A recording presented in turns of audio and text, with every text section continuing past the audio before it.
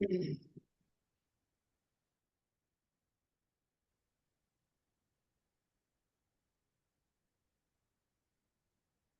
کا ہمارا سبق جو شروع ہو رہا ہے آیت نمبر 195 سے۔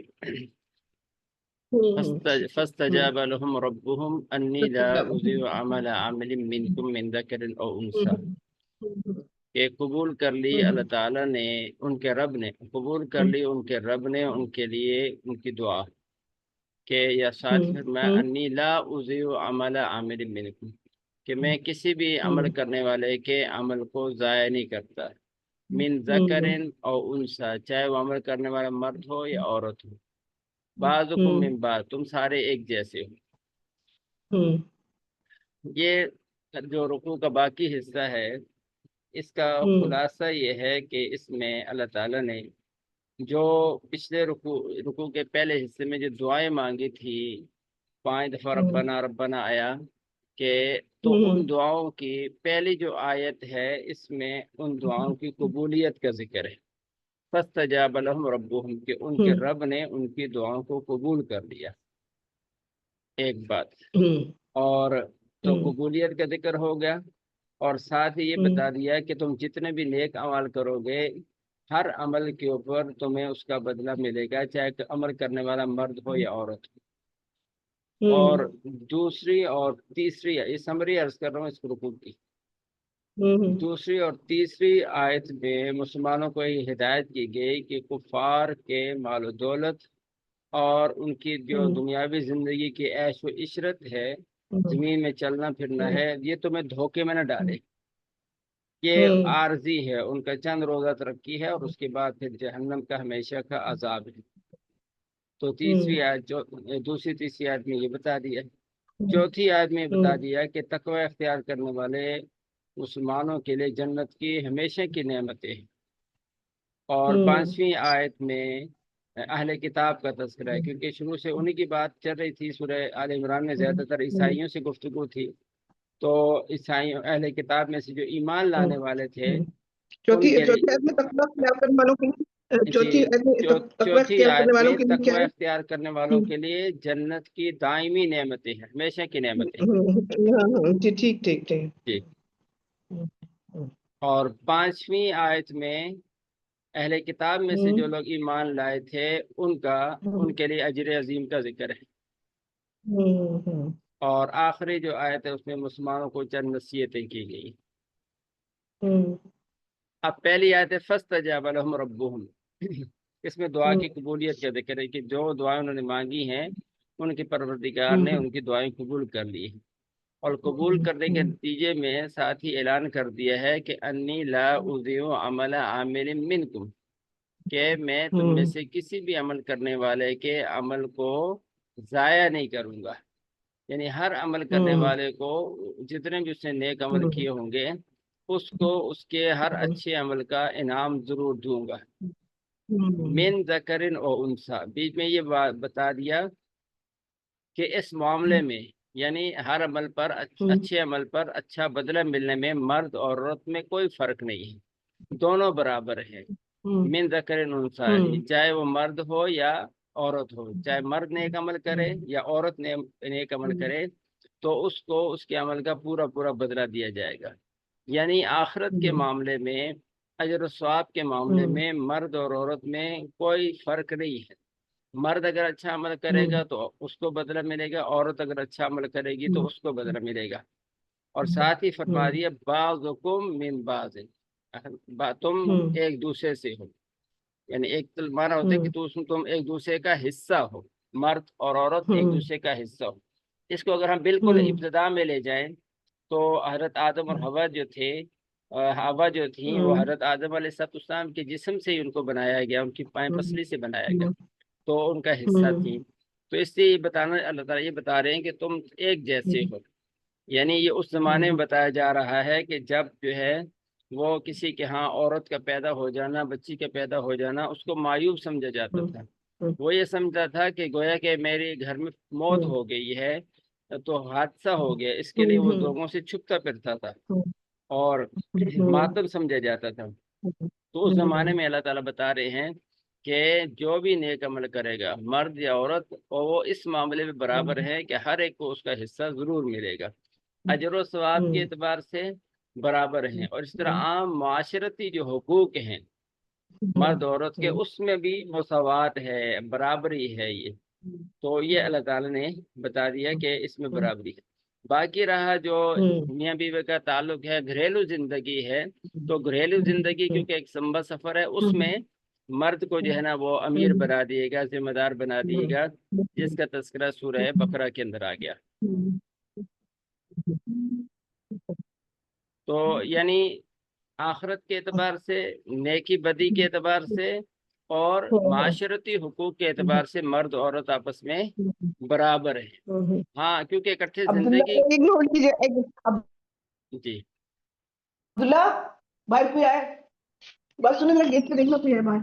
جی جی جی اچھا جی جی جی تو یعنی عام حالات میں برابر ہیں، لیکن زندگی کیونکہ اگر میاں بیوی کو جو معاملہ ہے، گھریلو زندگی ہے، وہ عائلی زندگی، اس میں مرد کو فوقیت دی ہے کہ ایک ذمہ دار بنا دیا ہے۔ جیسے ہر شعبے کا ایک ذمہ دار ہوتا ہے، ہر ادارے کا، تو گھر بھی ادارہ ہے تو اس میں مرد کو ذمہ دار بنا دیا، باقی حقوق میں برابر ہے۔ آگے فرمایا کہ فالذین ہاجروا، پر وہ لوگ جنہوں نے ہجرت کی، وَأُخْرِجُوا مِن دِيَارِهِمْ، اور وہ ان کو اپنے گھروں سے نکالا گیا، وَأُوذُوا فِي سَبِيلِي، اور اللہ فرماتے ہیں ان کو میرے راستے میں ان کو تکلیفیں پہنچائی گئی، وَقَاتَلُوا، اور ان کو قتل بھی کیا گیا، وَقَاتَلُوا، اور انہوں نے قتال کیا، جنگ کی، وَقُتِلُوا، اور ان کو قتل کیا گیا، تو آگے اس کے انعام کا ذکر ہے کہ لَأُكَفِّرَنَّ عَنْهُمْ سَيِّئَاتِهِمْ، تو میں ان کے گناہوں کو ان سے دور کر دوں گا، اور ان کے لیے ان کو وَلَأُدْخِلَنَّهُمْ، اور ان کو داخل کروں گا میں ایسے باغات کے اندر جن کے نیچے نہریں بہتی ہوں گی، ثوابا من عند اللہ، یہ اللہ تعالیٰ کی طرف سے ایک بدلہ ہے، واللہ حسن الثواب، اور اللہ تعالیٰ بہترین بدلہ دینے والا ہے، اللہ کے تعالیٰ کے بہترین بدلہ ہے۔ اب یہاں جو فرمایا کہ فالذین ہاجروا، وہ لوگ جنہوں نے ہجرت کی، تو یعنی کچھ لوگ نیک اعمال میں مرد اور عورت برابر ہو گئے، آگے اللہ تعالیٰ جو ہے اپنے نیک بندوں کی صفات ذکر کر رہے ہیں۔ تو یہ نیک بندوں کی صفات میں پہلے فرمایا کہ الذین ہاجروا، وہ لوگ جنہوں نے ہجرت کی۔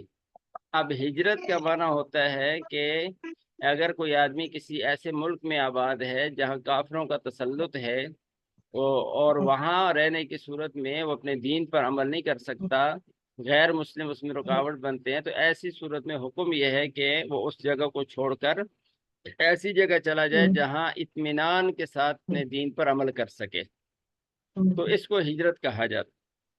اس لیے فرمایا الذین ہاجروا، وہ لوگ جنہوں نے ہجرت کی۔ اب یہی وجہ ہے کہ مکہ مکرمہ میں کیونکہ اسلام پر چلنا مسلمانوں کے لیے مشکل تھا، کفار ظلم و ستم کرتے تھے، تو حضور علیہ السلام نے مسلمانوں کو اجازت دے دی تھی کہ وہ ہجرت کریں۔ تو پہلے مسلمانوں نے حبشہ کی طرف ہجرت کی، اور اس کے بعد جو ہے پھر مدینہ کی طرف ہجرت کی۔ تو ایک ہجرت کا معنی یہ ہو گیا کہ وطن کو چھوڑنا۔ اچھا، یہ عربی ڈکشنری کے اعتبار سے ہاجرہ کا معنی ہوتا ہے اصل میں کسی چیز کو چھوڑ دینا، یہ ہاجرہ کا لفظ ہے، اس کا معنی ہوتا ہے چھوڑنا۔ اب ویسے شریعت کے ٹرم میں تو اسی کو کہتے ہیں کہ وطن کو چھوڑنا، لیکن لغوی اعتبار سے یعنی ڈکشنری کے اعتبار سے کسی بھی چیز کو چھوڑنے کا نام جو ہے وہ ہجرت ہوتی ہے۔ اس لیے گناہوں کو چھوڑنا یہ بھی ہجرت ہے۔ اس لیے حدیث کے اندر ایک بخاری شریف کی روایت ہے جس کے اندر اللہ کے نبی نے فرمایا المہاجر من ہجر ما نہی اللہ عنہ، کہ حقیقت میں مہاجر وہ ہے کہ جو ان چیزوں کو چھوڑ دے جن سے اللہ نے منع کیا ہے۔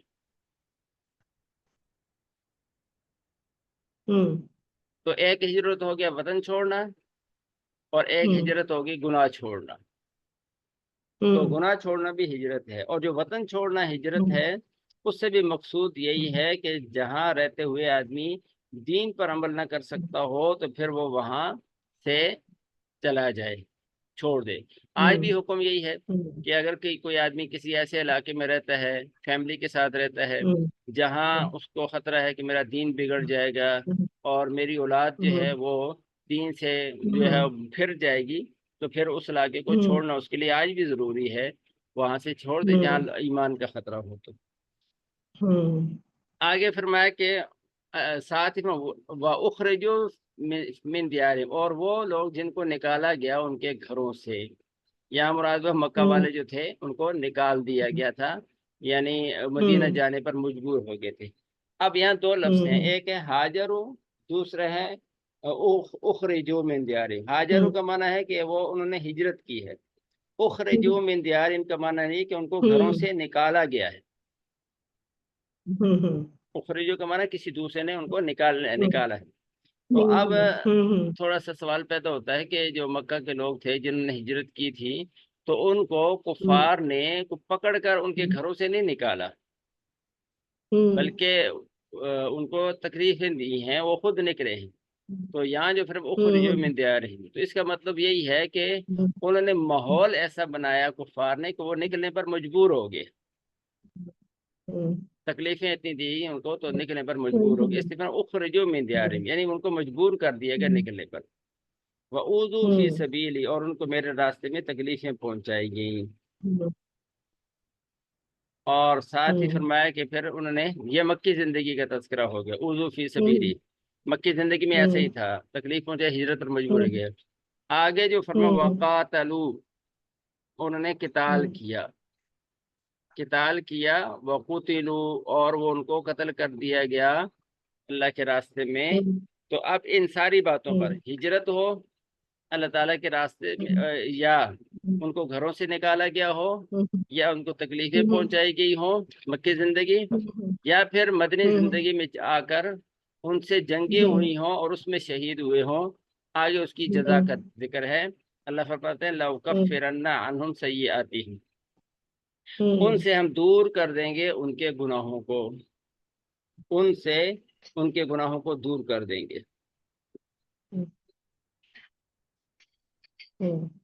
اب یہاں جو ان سے ان کے گناہوں کو دور کر دیں گے، اس سے معلوم ہوا کہ اب یہ تذکرہ صحابہ کا ہو رہا ہے، مکی زندگی، پھر ان کے بعد مدنی زندگی، اور اس کے ساتھ یہ کہا جا رہا ہے لَأُكَفِّرَنَّ عَنْهُمْ سَيِّئَاتِهِمْ، ان سے ان کے گناہوں کو ہم معاف کر دیں گے، دور کر دیں گے۔ اس سے معلوم ہوا کہ انسان کتنے ہی اچھے اعمال کرے، اچھے اعمال کے اعتبار سے کتنی درجے پر پہنچ جائے، اس سے کچھ نہ کچھ جو ہے وہ کمی کوتاہی ہو جاتی ہے۔ انبیاء علیہ الصلوۃ والتسلیمات تو معصوم ہوتے ہیں، نبی تو معصوم ہوتے ہیں، ان سے گناہ نہیں ہو سکتا، اور نبیوں کے علاوہ جتنے بھی لوگ ہیں ان سے کچھ نہ کچھ کمی کوتاہی ہو جاتی ہے، کوئی بھول چوک ہو جاتی ہے، کوئی نہ کوئی گناہ ہو جاتا ہے۔ تو اب یہ ہے کہ چاہے وہ گناہ اس درجے کا ہو کہ اللہ تعالیٰ کی جو بندگی ہے اس کا حق ادا نہیں ہو سکتا، تو اس لیے یہاں فرمایا کہ لَأُكَفِّرَنَّ عَنْهُمْ سَيِّئَاتِهِمْ، ہم ان سے ان کے برائیوں کو دور کر دیں گے، پہلے برائیوں کو دور کر دیں گے، اور پھر وَلَأُدْخِلَنَّهُمْ جَنَّاتٍ تَجْرِي، اور پھر ہم ان کو ایسے باغات میں داخل کریں گے جن کے نیچے نہریں بہتی ہوں گی۔ اب اس سے معلوم ہوا کہ آدمی کو چاہے جتنا بھی نیک ہو جائے آدمی، تو آدمی کو کتنے بھی اونچے مقام پر پہنچ جائے، لیکن ایک بات تو معلوم ہے کہ کچھ نہ کچھ گناہ ہو جاتے ہیں، تو گناہوں بالکل پاک نہیں ہوتا، تو اس لیے خطائیں کچھ نہ کچھ ہوتی ہیں، اسی کا تذکرہ ہے کہ ہم ان کو معاف فرمائیں گے۔ دوسرا سبق یہ ملتا ہے کہ آدمی چاہے جتنے بھی نیک عمل کرتا رہے، تو ساتھ ساتھ اس کو چاہیے کہ اللہ تعالیٰ سے اپنے مغفرت بھی اور کوتاہیوں کی معافی کی دعا بھی کرتا رہے، کیونکہ کچھ نہ کچھ کمی ہو جاتی ہے، تو اس کے لیے بھی اللہ تعالیٰ سے معافی کی دعا کرتا رہے۔ اور یہاں جو فرمایا کہ ہم ان کے گناہ معاف کریں گے، تو نیکیوں سے جو گناہ معاف ہوتے ہیں وہ حقوق اللہ معاف ہوتے ہیں، حقوق العباد معاف نہیں ہوتے۔ حقوق العباد کے لیے آدمی کو حقوق کی ادائیگی کی بھی فکر کرنی چاہیے۔ جی، تو اس لیے فرمایا کہ ہم ان کو ان کے گناہوں کو معاف فرمائیں گے، اور ساتھ ہی فرمایا کہ ان کو ایسے باغات میں داخل کریں گے جن کے نیچے نہریں بہتی ہوں گی۔ آگے فرمایا ثوابا من عند اللہ، یہ بدلہ ہوگا، انعام ہوگا اللہ تعالیٰ کی طرف سے۔ یہاں سمجھ لیں کہ لفظ آیا ثواب۔ قرآن میں دو لفظ استعمال ہوتے ہیں، ایک ہے اجر اور دوسرا ہے ثواب۔ دونوں میں تھوڑا سا فرق ہے۔ اجر کا مطلب ہوتا ہے کہ جو عمل آدمی نے کیا ہے اس پر اتنا ہی اس کو ثواب بدلہ دے دیا جائے، جتنا محنت کی ہے اتنا اس کو اجر مل جائے، یہ ہوتا ہے اجر۔ جیسے کوئی آدمی مزدوری کرتا ہے تو جتنی اس کے ساتھ دیہڑتا ہے وہ اس کو دے دیا جائے، تو یہ کہتے ہیں اس کا اجر ہے۔ ثواب کا جو لفظ ہے یہ اصل میں انعام کے لیے استعمال ہوتا ہے، کہ عمل اس نے جو کیا ہے، عمل کے بعد جتنا اس کا حق ہے اس سے اس کو زیادہ دیا جائے، تو اس کو کہتے ہیں ثواب۔ تو یہاں جو فرمایا ثوابا من عند اللہ، یہ اللہ تعالیٰ کی طرف سے ان کو ثواب ہے، یعنی اللہ تعالیٰ کی طرف سے ان کو انعام ملے گا۔ ایک تو جتنے ان کے اعمال ہیں، اعمال کا بدلہ بھی ملے گا، اور پھر اس پر مزید بھی اللہ تعالیٰ اضافہ بھی فرمائیں گے، کیونکہ عمل تو دنیا میں ایک آدھ دفعہ ہے یا ایک لمیٹڈ مدت تک کیا ہے، لیکن آخرت میں جو اجر ملے گا، ثواب ملے گا، وہ ان لمیٹڈ ہوگا، وہ ہمیشہ کے لیے ہوگا۔ آگے فرمایا واللہ عندہ حسن الثواب، اور اللہ تعالیٰ کے ہاں بہترین بدلہ ہے، بہترین ثواب۔ یہ تو ہو گیا پہلی آیت۔ آگے فرمایا کہ کفار کے بارے میں فرمایا کہ مسلمانوں کو بتایا جا رہا ہے کہ تمہیں کفار جو ہے ان کی ترقی، ان کا شہروں میں پھرنا تمہیں دھوکے میں نہ ڈالے۔ اس کو فرمایا لا یغرنکم، تمہیں دھوکے میں نہ ڈالے تقلب الذین کفروا فی البلاد، ان لوگوں کا چلنا پھرنا شہروں کے اندر جو کافر ہیں، تو کافروں کا شہروں میں چلنا پھرنا یہ تمہیں دھوکے میں نہ ڈالے۔ اصل میں ان کے تجارتی سفر ہوتے تھے، شام اور یمن دونوں طرف سفر ہوتے تھے، تو راستے میں کفار کی بستیاں آتی تھیں، تو اور کفار اس زمانے میں ترقی میں تھے، ایک طرف رومن امپائر تھی، دوسرے پرشین امپائر تھی، اور خود مکہ کے لوگ بھی جو کافر تھے مسلمانوں کی بنسبت جو ہے وہ ترقی یافتہ شمار ہوتے تھے، ان کے پاس مال و دولت تھا، اقتدار تھا، تو مسلمان کمزور تھے۔ تو مسلمانوں کو تسلی دی جا رہی ہے کہ یہ کافروں کا جو ترقی کرنا ہے، شہروں میں چلنا پھرنا، تجارت کی غرض سے جانا اکڑنا، یہ تمہیں دھوکے میں نہ ڈال دے گی، تم پریشان نہ ہو جاؤ ان کو دیکھ کر کہ یہ تو ہم سے ترقی یافتہ ہیں۔ آگے پھر متاع قلیل، یہ تھوڑے وقت کا ایک لیے سامان ہے، فائدہ اٹھانے کی چیز ہے۔ ثم مأواہم جہنم، پھر ان کا ٹھکانہ دوزخ ہوگا، وبئس المہاد، اور وہ بہت ہی برا ٹھکانہ ہے۔ یہ تو کافروں کا بتا دیا۔ آگے اگلی آیت میں ایمان والوں کا فرمایا لیکن الذین اتقوا، لیکن وہ لوگ جو تقوی اختیار کریں گے تو ان کے یہاں فرمایا کہ لہم جنات، اپنے رب سے تقوی اختیار کریں گے تو لہم جنات تجری، ان کے لیے ایسے باغات ہوں گے جن کے نیچے نہریں بہتی ہوں گی، خالدین فیہا، وہ اس میں ہمیشہ ہمیشہ رہیں گے، نزلا من عند اللہ، یہ اللہ تعالیٰ کی طرف سے خاص ان کی مہمانی ہوگی، خاص مہمانی ہوگی کہ جنت کے اندر ہمیشہ ہمیشہ رہیں گے۔ وما عند اللہ خیر للابرار، اور جو کچھ اللہ تعالیٰ کے پاس ثواب ہے وہ بہتر ہے نیک لوگوں کے لیے۔ تو لہذا تمہیں کافروں کی ترقی سے دھوکے میں نہیں پڑنا چاہیے، تمہیں تقوی اختیار کرنا چاہیے، اپنے ایمان کو مضبوط کرنا چاہیے، اعمال ٹھیک کرنے چاہیے۔ اعمال ٹھیک کر لیے تو دنیا بھی اللہ دے گا اور آخرت بھی اللہ تعالیٰ دے گا۔ اگلی جو آیت ہے آیت نمبر 199، اس میں اللہ تعالیٰ جو فرما رہے ہیں جو اہل کتاب میں سے جو لوگ ایمان لے آئے تھے ان کا تذکرہ ہے، کیونکہ یہ پوری صورت جو ہے اہل کتاب کی، اس میں ان کی تردید کا مرکزی مضمون تو ان کی تردید کا تھا۔ پہلے عیسائیوں کی تردید ہوئی، پھر یہودیوں کی ہوئی، ساتھ ساتھ ان کی بدعنوانیوں کا تذکرہ ہوا، اہل کتاب کے اندر جو بدعنوانیاں تھی ان کا تذکرہ ہوا۔ تو اب یہ ہے کہ کیونکہ قرآن حق کتاب ہے، سچی کتاب ہے، اسلام سچا مذہب ہے، تو اگر کسی قوم کے اندر کوئی اچھے لوگ ہوں تو قرآن ان کا بھی تذکرہ کرتا ہے۔ تو پھر آخر میں ان لوگوں کا تذکرہ کر رہے ہیں جو اہل کتاب میں سے ایمان لے آئے تھے۔ فرمایا وَإِنَّ مِنْ أَهْلِ الْكِتَابِ، اور بے شک اہل کتاب میں سے کچھ وہ لوگ بھی ہیں، لَمَن يُؤْمِنُ بِاللَّهِ، جو اللہ تعالیٰ کی ذات پر ایمان رکھتے ہیں، وَمَا أُنزِلَ إِلَيْكُمْ، اور اس وحی پر ایمان رکھتے ہیں جو آپ کی طرف نازل کی گئی ہے، وَمَا أُنزِلَ إِلَيْهِمْ، جو ان کی طرف نازل کی گئی تھی یعنی تورات اور انجیل، اس پر بھی ایمان رکھتے تھے، خاشعین للہ، وہ اللہ تعالیٰ کی ذات سے ڈرنے والے ہیں، ان کے دلوں میں اللہ تعالیٰ کی ذات کا خوف ہے، لا یشترون بآیات اللہ ثمنا قلیلا، اور وہ اللہ تعالیٰ کی آیات کے بدلے میں تھوڑی چیز خریدتے نہیں ہیں، تھوڑا مول نہیں لگاتے اللہ تعالیٰ کی آیات کا۔ یہ کیونکہ باقی یہودیوں میں یہ بات تھی، اہل کتاب میں بات تھی کہ وہ کیا کرتے تھے، لوگوں کو غلط مسئلے بتاتے تھے اور ان سے ہدیے نذرانے وصول کرتے تھے۔ تو یہ جو اہل کتاب ایمان لے آئے ہیں ان کے اندر یہ خرابی نہیں ہے، وہ اللہ تعالیٰ کی آیات کو بیچ کر اس کے بدلے میں تھوڑا نفع نہیں کماتے۔ تو جب یہ حال ہے ان کا تو آگے اس کا نتیجہ بھی ذکر کیا، انجام بھی اولئک لہم اجرہم عند ربہم، یہ وہ لوگ ہیں کہ جن کے لیے اجر ہے ان کے رب کے ہاں، ان کو ان کے عمل کا پورا پورا بدلہ مل جائے گا۔ اپنی کتاب پر بھی ایمان لانے کا ثواب ملے گا، اور جو قرآن پر اور نبی علیہ الصلوۃ والسلام پر ایمان لائیں اس کا بھی اجر ملے گا۔ ان اللہ سریع الحساب، اللہ تعالیٰ جلدی حساب لینے والا ہے۔ یہ اس میں اشارہ کر دیا کہ اب یہ نہ سمجھے کہ بہت لمبی زندگی ہے اور جو ہے پتہ نہیں کب قیامت آئے گی، کب حساب کتاب شروع ہوگا، تو کروڑوں سال گزر جائیں گے۔ تو اللہ فرما رہے ہیں کہ بہت جلدی اللہ حساب لینے والا ہے، کوئی پتہ نہیں کس وقت جو ہے موت آئے تو حساب کتاب شروع ہو جائے گا۔ آخری جو آیت ہے اس میں 4 چیزوں کا اللہ تعالیٰ نے حکم دیا ہے، ایمان والوں کو 4 ہدایات دی۔ پہلی فرمایا یا ایھا الذین آمنوا اصبروا، اے ایمان والو تم صبر سے کام لو۔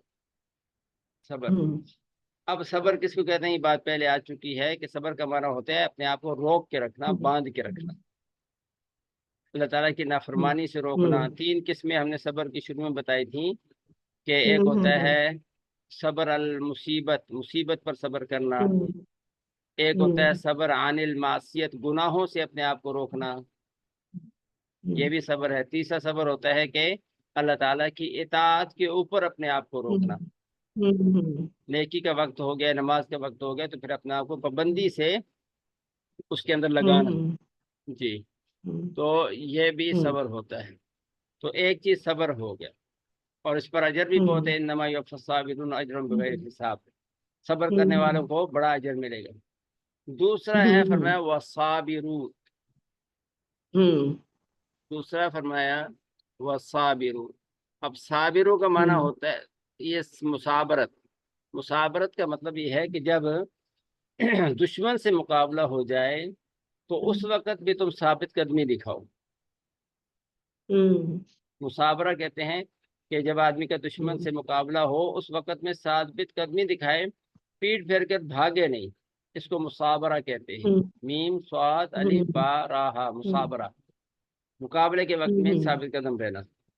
تو یہاں مقابلہ دشمن سے مقابلے کے وقت بھی صبر کرنا، اور اسی طرح نفس و شیطان کے مقابلے میں بھی صبر سے کام لینا، اپنے آپ کو جما کے رکھنا، نیکی کرنا، گناہ سے بچانا۔ دوسری چیز ہو گئی۔ تیسرا فرمایا ورابطو، سرحدوں کی حفاظت کے لیے جمع رہو۔ تیسرا حکم یہ ہے ورابطو، یعنی اسلامی سرحدوں کی حفاظت کے لیے تم جمع رہو، جم کے حفاظت کرو اسلامی سرحد کی۔ تو رابطو جو ہے اصل میں رباط سے ہے، اور اس کا معنی ہوتا ہے کسی بھی چیز کو باندھنے کا ہوتا ہے، لیکن عام طور پر رباط کا لفظ جو ہے یہ اسلامی سرحدوں کی پیراداری کے لیے استعمال ہوتا ہے۔ دشمن کے حملے کا خطرہ ہو، اندیشہ ہو کہ دشمن حملہ نہ کر دے تو وہاں جو ہے پیرا دینا، اس کو رباط یا مرابطہ کہتے ہیں۔ اور یہ لفظ قرآن میں بھی اور حدیث میں بھی بہت سی جگہوں میں آیا ہے۔ حدیث میں آیا کہ رباط یوم فی سبیل اللہ خیر من الدنیا وما فیہا، کہ اللہ کے راستے میں جہاد میں ایک دن کا پیرا دینا یہ دنیا اور جو کچھ اس میں ہے سب سے زیادہ بہتر ہے۔ تو رابطو یعنی اسلامی سرحدوں کا پیرا بھی دو، اور اسلامی سرحدوں کا پیرا دینے کی ایک فضیلت جو ہے وہ حضرت سلمان فارسی رضی اللہ تعالیٰ عنہ کی روایت ہے جو کہ صحیح مسلم کے اندر ہے. تو فرماتے ہیں کہ اسلامی سرحد کا ایک دن رات کا پہرا ایک مہینہ مسلسل روزے رکھنے اور تمام رات عبادت گزارنے سے افضل ہے. یعنی ایک رات بھی اگر کسی نے اسلامی سرحد کا پہرا، جیسے ہمارے فوجی نوجوان جو ہے پہرا دیتے ہیں سرحدوں پر جو نوجوان ہوتے ہیں، تو یہ اجر و ثواب ان کے لیے بھی ہے. جی. تو آخر میں واتقوا اللہ، اللہ تعالیٰ سے ڈرتے رہو. چوتھا حکم یہ دیا واتقوا اللہ، اللہ تعالیٰ سے ڈرتے رہو، لعلکم تفلحون، تاکہ تم پورے کامیاب ہو سکو. تو اصل تقوی ہے. اگر تقوی ہوگا تو پھر سارے باتیں درست ہو جائیں گی، سارے کام درست ہو جائیں گے، اور پھر جو ہے ہر عمل پر اجر ثواب بھی ملے گا.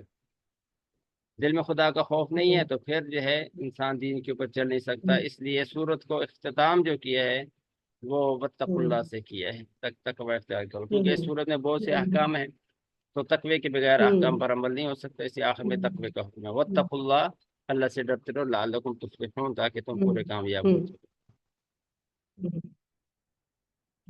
تو آج ہماری الحمدللہ یہ سورہ آل عمران کمپلیٹ ہو گئی. الحمدللہ. تو کل شاید میں کئی بار ہوں تو پھر اگلے کر لیں گے انشاءاللہ. چلے منڈے کو کر لیں. ٹھیک ہے، یہ بھی آپ مجھے ریکارڈنگ بھیج دیں. جی یہ بھی بھیج دوں گا انشاءاللہ. یہ ٹھیک ہے، کل بھیج دوں گا انشاءاللہ صبح پر. ٹھیک ہے. جزاک ٹھیک ہے. اللہ. السلام علیکم. ٹھیک ہے.